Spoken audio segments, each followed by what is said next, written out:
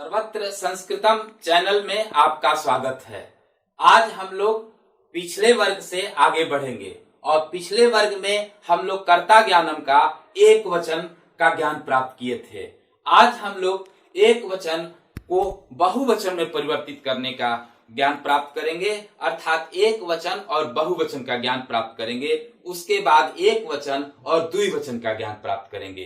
क्यों? क्योंकि हम लोग जानते हैं कि संस्कृत में वचन 3 है। अगर हम लोग एक वचन, द्विवचन, बहुवचन को अगर एक साथ लिखेंगे तो वह अनुवाद के क्रम में समझने में थोड़ा कठिनाई होती है।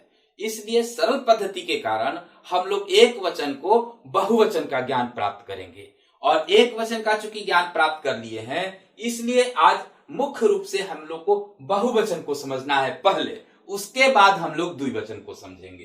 तो उसी प्रकार जो पिछले वर्ग में हुआ था, आप लोग जानते हैं पिछले वर्ग में आप लोग वर्ग किए हुए हैं, तो आप लोग को बहुत सा जानकारी है एक वचन का। लेकिन एक भी चीज जान जाइए कि हम लोग बहुवचन को जो जानकारी प्राप्त कर रहे हैं वह भी प्रथम पुरुष में ही कर रहे हैं। इसलिए सबसे पहले हम लोग प्रथम पुरुष लिख लेंगे और उसके बाद यहाँ पर ध्यान देंगे एक वचन और बहुवचन। इससे अंग्रेजी की तरह समझ में आपको आएगा, क्योंकि जैसे अंग्रेजी में आप जानते हैं बॉय को बॉयज, गर्ल को गर्ल्स, उसी प्रकार ऐसा आप जानते हैं एक वचन में होता है और यह बहुवचन में इसको करना है तो इसका हिंदी भी पहले जान जाइए। यह ऐसा का हिंदी यह होता है और वह का हिंदी स होता है, वह का संस्कृत स होता है। तो इस प्रकार से ये दोनों पुल्लिंग में है। इसलिए अब यहाँ पर ध्यान दीजिए, एषः बालकः पठति, एषः बालकः पठति, एषः बालकः पठति, अर्थात बहुवचन में एते हो जाएगा। एषः का संस्कृत एते हो जाएगा और हिंदी भी क्योंकि जानना है, क्योंकि हिंदी को ही हम लोग संस्कृत में बात करते हैं, इसलिए ये सब लड़के पढ़ते हैं का संस्कृत हो जाएगा एते बालकाः पठन्ति। ये सब लड़के दौड़ते हैं, एते बालकाः धावन्ति। तो ऐसा के साथ लिखेंगे तो समझ में आएगा। क्यों समझ में आएगा? क्योंकि आप लोग जानते हैं कि एक वचन में लट लकार में क्रिया के अंत में ती लगता है। तो एषः बालकः गच्छति, एषः बालकः खादति, एषः बालकः लिखति। उसी प्रकार जब इसका बहुवचन करेंगे तो एते बालका लिखन्ति, एते बालका धावन्ति, एते बालका हसन्ति, एते बालका वदन्ति। इस प्रकार से एक वचन और बहुवचन हो गया। उसी प्रकार वह का भी अगर हम देखेंगे तो वह लड़का जाता है का संस्कृत क्या होगा? सह बालका गच्छति। तो वह लड़का जाता है सह बालका गच्छति। तो वे सब लड़के जाते हैं, 2 से ज्यादा लड़के जब जाएंगे तो उसका संस्कृत हो जाएगा ते, मतलब वे सब। उसी प्रकार स्त्रीलिंग में भी हम लोग पढ़ेंगे यह और वह, और इसका संस्कृत आप लोग को एक वचन में तो जानकारी है आप लोगों को, नहीं है तो पुनरावृत्ति आप लोग का हो जा रहा है। ऐसा और इसी का बहुवचन हो जाएगा एता, माने ये सब स्त्रीलिंग के लिए। उसी प्रकार सा स्त्रीलिंग में होता है, सा का ता होगा, ता माने वे सब। उसी प्रकार तो ये स्त्रीलिंग हो गया। और उसी के प्रकार हम लोग निर्जीव में भी पढ़ेंगे, स्त्रीलिंग हो गया। अब उसके बाद हम लोग नपुंसक लिंग में जानेंगे। तो नपुंसक लिंग में यह का एतत् होता है और इसी का एतत्, जैसे एतत् श्वेत फलकम अस्ति। और मान लीजिए, कल्पना कीजिए कि यहाँ एक और व्हाइट बोर्ड है और है, तो सब अगर 2 से ज्यादा है तो एतत् का एतानी हो जाएगा, या एतानी श्वेत फलकानी संति, मतलब ये सब ना श्वेत फलक हैं। श्वेत फलक मतलब होता है व्हाइट बोर्ड का संस्कृत श्वेत फलक होता है।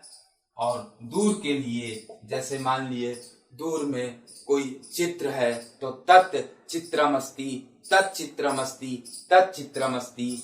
तो बहुवचन हो जाएगा तानी चित्राणि संति, वे सब चित्र हैं। तो तत् माने वह हुआ और तानी माने हुआ वे सब।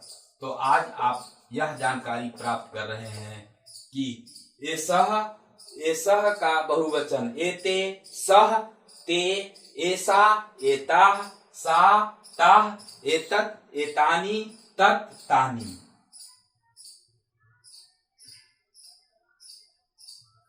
उसके बाद कौन।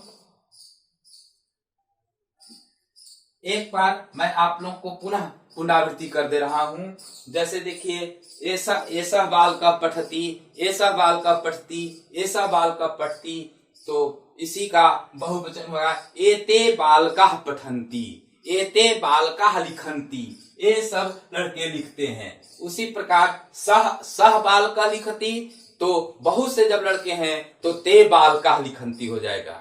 उसी प्रकार स्त्रीलिंग में ऐसा बालिका गच्छति, ज्यादा लड़कियां हैं तो एताः बालिका गच्छन्ति हो जाएगा। दूर में सा है तो सा बालिका गच्छन्ति हो जाएगा। इसी प्रकार निर्जीव में यदि हम लोग आएंगे तो नजदीक के लिए एतत् शब्द का प्रयोग होगा। जैसे एतत् श्वेत फलकम अस्ति, एतानि श्वेत फलकानि सन्ति। अर्थात हिंदी भी ये समझना है, क्योंकि अनुवाद के दृष्टिकोण से हम लोग पढ़ रहे हैं। मतलब ये सब श्वेत फलक हैं, तो एतानि श्वेत फलकानि सन्ति। दूर के लिए हो जाएगा तच्चित्रमस्ति, वह चित्र है, वह चित्र है का संस्कृत तच्चित्रमस्ति। तब वे सब चित्र हैं क्या हो जाएगा तानि चित्राणि सन्ति। इस प्रकार आप लोग को यह वह स्त्रीलिंग पुल्लिंग नपुंसक में जाने, और इसी में आप लोग को और आगे कुछ शब्दों को भी हम लोग ज्ञान प्राप्त करेंगे, क्योंकि यह हम लोग प्रश्न भी कर सकते हैं कौन कौन लड़का जाता है, कौन लड़की पढ़ती है। तो उसी प्रकार पुल्लिंग में हो जाएगा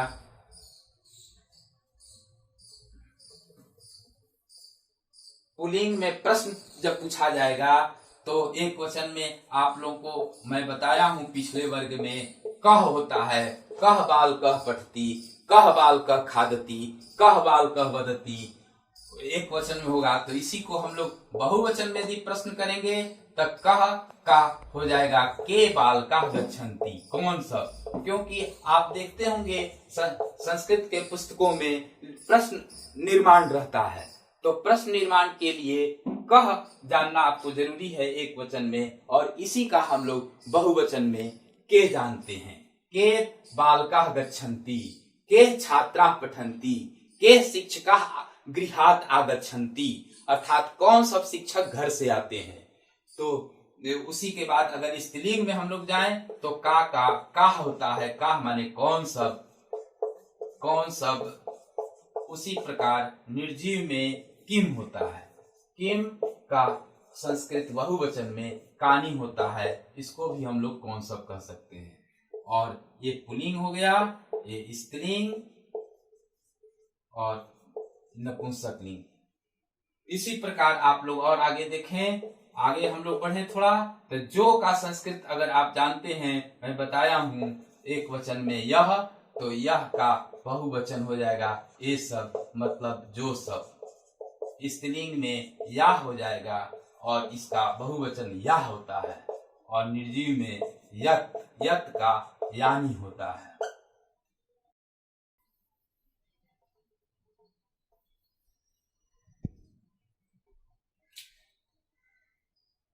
आप है, आपको हम बताए थे कि तुम के स्थान पर आपका प्रयोग करते हैं तो सरल हो जाता है, और इसमें पुल्लिंग में भवान होता है, और यहाँ आप चाहें तो लिख सकते हैं पुल्लिंग। और ये बार बार एक चीज मैं बोल रहा हूं कि इस चीज को बताया गया है, इसलिए आपको बहुत सी चीज की जानकारी है। केवल अभी हम लोग बहुवचन को समझ रहे हैं, एक वचन के साथ इसलिए समझ रहे हैं ताकि अनुवाद आपका सरल लगे, आपको सरल लगे। भवान का भवन्तः होता है, जैसे भवान गृहं गच्छति, भवन्तः गृहं गच्छन्ति। इसी प्रकार स्त्रीलिंग में भवति, भवति, भवत्यः, भवत्यः। हिंदी भी आप लोग लिख लीजिए, क्योंकि हिंदी जानिएगा तभी संस्कृत कीजिएगा, और संस्कृत जानिएगा तब हिंदी कीजिएगा। यानी संस्कृततः हिंदी, हिंदीतः संस्कृतम इति ज्ञानम, संस्कृत ज्ञानम। इसके बाद आप जान जाइए, एक का तो एक ही होता है, एक का बहुवचन नहीं होगा, तो दो का भी नहीं होगा द्विवचन में, तो तीन शब्द बच जाते हैं, दो शब्द बच जाते हैं, तीन और चार। तो ये खुद मैं आप लोगों को पिछले वर्ग में बताया था कि एक का बोध कराने के लिए एक वचन, दो का बोध कराने के लिए द्विवचन और दो से अधिक का बोध कराने के लिए बहुवचन होता है। इसका तात्पर्य कि 3 और 4 जो है वो बहुवचन में है, इसलिए इसको हम लोग केवल स्त्रीलिंग, पुल्लिंग, नपुंसक लिंग को जानेंगे। जैसे 3 में पुल्लिंग को जानेंगे, स्त्रीलिंग को जानेंगे और नपुंसक लिंग का ज्ञान प्राप्त करेंगे। जैसे 3 का पुल्लिंग होता है त्रयः, यह अति आवश्यक है क्योंकि अशुद्ध देता है, उसको शुद्ध करने के लिए आपका तीनों का संस्कृत जानना जरूरी है। पुल्लिंग में, स्त्रीलिंग में, नपुंसक लिंग में 3 का। त्रयः, जैसे त्रयः बालकाः गच्छन्ति, त्रयः बालकाः धावन्ति, त्रयः न छात्राः लिखन्ति। और स्त्रीलिंग में तीसरा शब्द का प्रयोग करते हैं और निर्जीव में, नपुंसक लिंग में 4 शब्द का प्रयोग करते हैं और 3 शब्द का नपुंसक लिंग में त्रीणी लिखते हैं।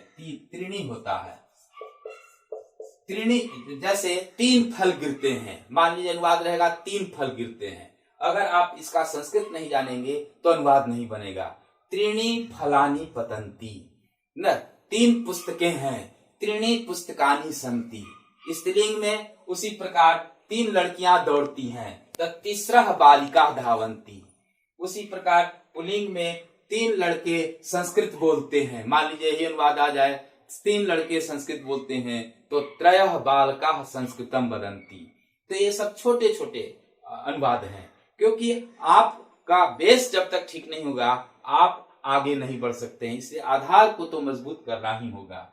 4 का अगर उसी तरह हम लोग देखें तो पुल्लिंग में 4 का संस्कृत चत्वारः होता है, स्त्रीलिंग में चतस्रः होता है और नपुंसक लिंग में चत्वारि होता है। फिर से आप इसको थोड़ा सा समझ लीजिए। जैसे आप कहाँ रहते हैं तो भवान कुत्र निवसति, और आप लोग कहाँ रहते हैं, भवन्तः कुत्र निवसन्ति। आप कहाँ जाती हैं स्त्रीलिंग में तो भवती कुत्र गच्छति। आप लोग कहाँ जाती हैं स्त्रीलिंग में अगर पूछा जाएगा तो भवत्यः कुत्र गच्छन्ति। और सबसे महत्वपूर्ण है संख्या का संस्कृत जानना। तो 1 का तो आप लोगों को एक वचन में बताया हूं, एकः बालकः गच्छति, एका बालिका गच्छति, एकम फलम पतति। चूंकि 2 का हम आप लोग को बोले हैं कि द्विवचन में पढ़ाएंगे, इसलिए यहाँ 3 और 4 जान जाइए। 2 को आप लोग को ये दिमाग में नहीं रहे सर 2 छोड़ दिए 3 4 पढ़ाने लगे एक के बाद, तो यहाँ द्विवचन में 2 होता है, इसलिए 2 को हम लोग द्विवचन में पढ़ेंगे। तो 3 का यहाँ संस्कृत हुआ त्रयः बालकाः गच्छन्ति, तीसरा बालिका पत्रम लिखन्ति, त्रीणि फलानि मधुराणि सन्ति। देखिए कितना सुंदर लग रहा है, 3 फल मीठे हैं तो त्रीणि फलानि मधुराणि सन्ति। और लिंग पुरुष वचन मैं पिछले भी वर्ग में बताया था कि संस्कृत श्रुति मधुर इसलिए है क्योंकि विशेष विशेषण समान भक्ति समान वचन में होता है, तभी तो हुआ त्रीणि फलानि मधुराणि सन्ति। इसी प्रकार ठीक 4 का बनेगा चत्वारः बालकाः गच्छन्ति, चतस्रः बालिकाः संस्कृतम वदन्ति, चत्वारि फलानि मधुराणि सन्ति। 4 फल मीठे हैं। आज का वर्ग समाप्त हुआ और यदि आप लोगों को कोई समस्या हो तो कमेंट्स बॉक्स में जाकर आप अपनी समस्या को रख सकते हैं।